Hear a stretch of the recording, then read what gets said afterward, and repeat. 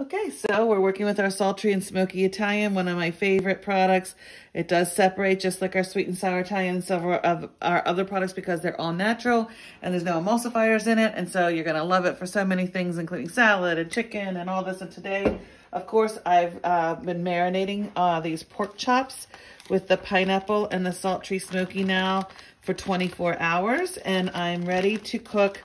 I could cook these just as they are right now and bake them, but I'm going to make this a little bit of an Asian feel to this meal.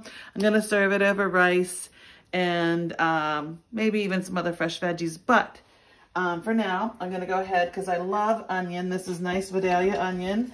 I just chopped up a whole onion and I'm going to put that in the bottom of my pan. And then I'm going to go ahead and get, oh, first of all, I wanted to add, and Clay thought maybe this would be a good idea too. So some simple soy sauce, and I'm going to add the soy sauce just for a little different flavor. And so I'm just going to put in about a half a cup of soy sauce on top of all that. And I'm going to zip that right back up together and mix that right in with our marinade already.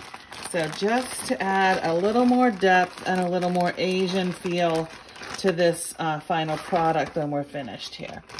And so now, oh yeah, look how that color changed from this beautiful red orangey color to this sort of caramely brown. And so I'm gonna go ahead and see how thick these pork chops are. These are boneless chops, and so local butcher gave me these. They're beautiful, they're trimmed. And I'm going to put these in to the pan, and then I'm going to pour over the rest of the marinade. So right now I'm going to take the marinade that was left, including this beautiful pineapple, and I'm going to simply pour this right over these pork chops so that they're all covered. And oh, this looks so good. So I'm going to spread that pineapple out over top. And Clay, do you think we should cover these like we do with the... Nope, I think I just leave them open. That way they get a little caramelization on them rather than steam them. So I'm going to push this pineapple kind of down in there just so it gets cooked really nice and tender as well. And the cooking of this at 375, like I said, for at least an hour, because these are so thick. It might, depending on your... See, look how thick these are. So depending on what you brought home... from the market, you might have 35, 45 minutes in this, but we're going to go ahead. Oh, that looks delicious.